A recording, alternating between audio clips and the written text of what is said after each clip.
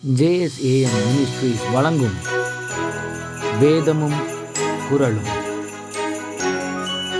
இன்றைய வேதவசனம்: புறங்கூறி திரிகிறவன் இரகசியத்தை வெளிப்படுத்துகிறான், ஆவியில் உண்மை உள்ளவனோ காரியத்தை அடக்குகிறான்.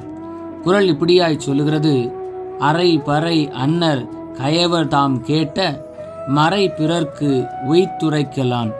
இதனுடைய விளக்கம் என்னவெனில், மறைக்கப்பட வேண்டிய இரகசியம் ஒன்றை கேட்ட மாத்திரத்தில் ஓடி சென்று பிறருக்கு சொல்லுகிற கயவர்களை அடிக்கப்படும் பறைக்கு ஒப்பிடலாம். வேதவசனம் இப்படியாய் சொல்லுகிறது: குற்றத்தை மூடுகிறவன் சிநேகத்தை நாடுகிறான், கேட்டதை சொல்லுகிறவன் பிராண சிநேகிதரையும் பிரித்து விடுகிறான். சிந்தனைக்கு: உன் ஜனங்களுக்குள்ளே அங்கும் இங்கும் கோல் சொல்லி திரியாயாக, பிறனுடைய இரத்த பழிக்கு உட்பட வேண்டாம், நான் கர்த்தர். ஜெபிப்போம். இரக்கமுள்ள பிதாவே, இந்த நாளுக்காக உமக்கு நன்றி. நாங்கள் கயவர்களைப் போல புறங்கூறி திரியாமலும் ஒருவரை குறித்தும் குறை சொல்லாமலும் நீர் எங்களுக்கு செய்த நன்மையை மாத்திரம் பறைசாற்ற எங்களுக்கு கிருபை தாரும். இயேசுவின் நாமத்தில் பிதாவே, ஆமேன்.